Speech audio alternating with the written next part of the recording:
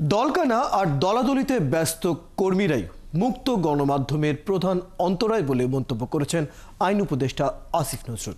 বৃহস্পতিবার গণমাধ্যমের স্বাধীনতা নিয়ে এক সেমিনারে তিনি বলেন, একাধিক সংগঠন বন্ধ করে সাংবাদিকদের এক ছাতায় আসা উচিত।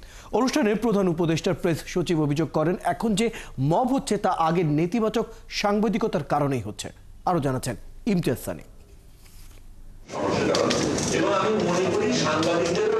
সাংবাদিকদের সুরক্ষা ও অভিযোগ নিষ্পত্তির আইনি কাঠামো পর্যালোচনা শীর্ষক এই সংলাপ।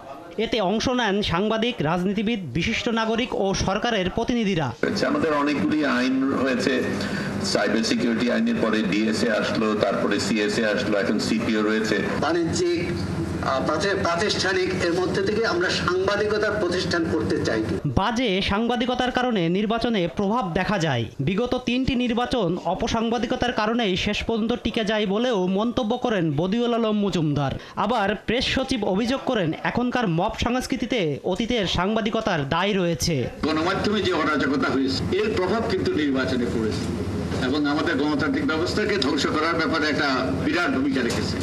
এখন যে আপনি যেটাকে মব বলছেন, সে তো তৈরি হচ্ছে, বা সে, আমি ওইটাকে মব বলছি না, বলছি এটাকে প্রেশার গ্রুপ।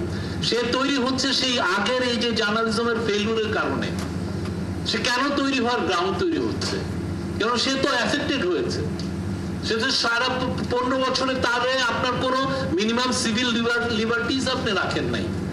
অধিকার আদায়ে ও মুক্ত গণমাধ্যম নিশ্চিত করতে সাংবাদিকদের এক হওয়া ছাড়া উপায় নেই বলে মন্তব্য করেন আইন উপদেষ্টা। আপনারা প্রত্যেকটা জায়গায় 2টা করে কমিটি, প্রত্যেকের বিরুদ্ধে যুদ্ধ করে, নিজেরাই যুদ্ধ করে, তাহলে আপনি স্বাধীন হবেন কিভাবে? যেই দেশে নিজেরা যুদ্ধ করে সেই দেশ কোনোদিন স্বাধীন হয়?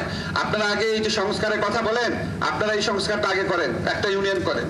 কখনো কখনো কারো তদবির না মানলে সরকারের বিরুদ্ধে কুৎসা রটনা হয় বলেও মন্তব্য করেন তিনি। আমার কাছে বহুত অন্যায় তদবির আছে, যেই মুহূর্তে তদবির গুলা মানি না, দেখা যায় যার তদবির, অন্যায় তদবির আমি রাখি নাই, কিছুদিন পর সে আমাকে ভারতের দালাল। ইমতিয়াজ সানি, 71, ঢাকা।